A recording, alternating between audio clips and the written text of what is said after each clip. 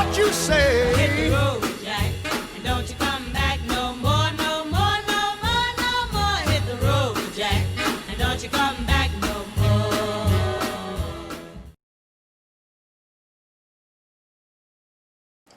Hi, my name is Rick Aaliyah, and welcome to our video series, Mike Kelly Must Go, where we present the case that Mike Kelly, U.S. Congressman from Pennsylvania's 16th District, should not be reelected in November. This is Carl, with a K, and Vince. They're here to help me tell you about something called the boyfriend loophole, and how Mike Kelly is just fine with allowing people convicted of domestic violence to have guns. You see, under current law, anyone convicted of felony or misdemeanor domestic violence is barred from owning a weapon. But currently, this only applies to abusers who were married to their partners, lived with them, or had children with them. This creates the boyfriend loophole, allowing abusers who dated their partners, but who didn't live with them or have children with them, to purchase weapons. The new law would include current or former dating partners. For instance, let's say Carl assaults his wife or a woman he lives with or a woman he's had a child with, and he's convicted of felony or misdemeanor domestic violence. Then he can't buy a gun. But let's say Vince does the exact same thing and is convicted, but he isn't married to his victim, lives with her, or has a child with her. He's just her boyfriend. He can still buy a gun. Does that make sense?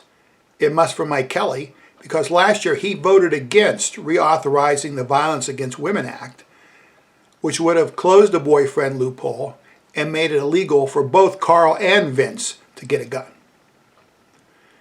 By the way, Carl and Vince, they would never hurt a woman. They're just helping me out.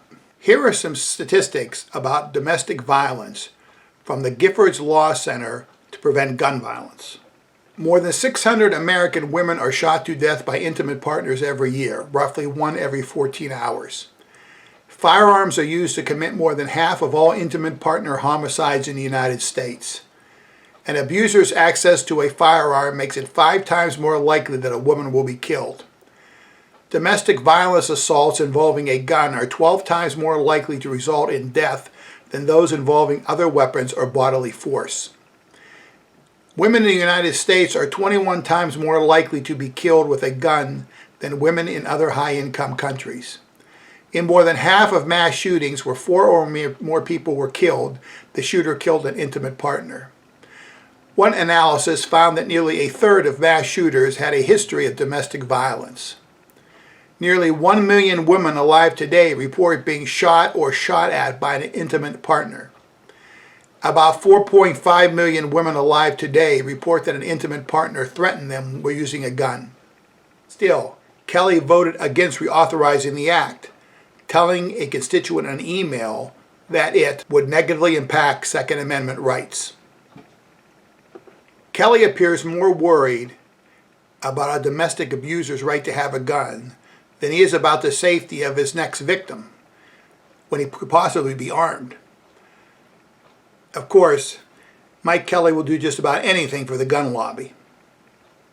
He voted to deny our national background check system access to Social Security Administration data about individuals receiving certain federal mental health benefits, which protected about 75,000 potential gun buyers from scrutiny of their mental health history. He voted against closing the gun show loophole, which allows a person with a criminal record to avoid the background check system by buying a gun from an unlicensed dealer, such as at a gun show. He voted against a bill that would allow extra time if a background check isn't completed in 3 days. The way it is now, if it isn't done in that time period, the buyer gets the gun without the background check being completed. It begs the question, why would Kelly vote against legitimate protections for women and other common sense gun regulations? It looks like he wants to stay in the National Rifle Association's good graces. The NRA threatened to give negative ratings to any lawmaker who voted to reauthorize the Violence Against Women Act, and Kelly has received A or A+ grades from that organization since he first ran for office. So it looks like Kelly is making the grade as far as the gun lobby is concerned, all while he's failing the rest of us. Please go to our webpage, www.MikeKellyMustGo.com, to see other videos and read articles stating the case why Mike Kelly should not be reelected in November. And please vote on November 3rd.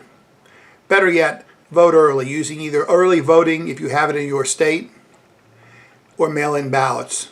Just vote. This is the most important election of our lifetimes. Thanks for watching.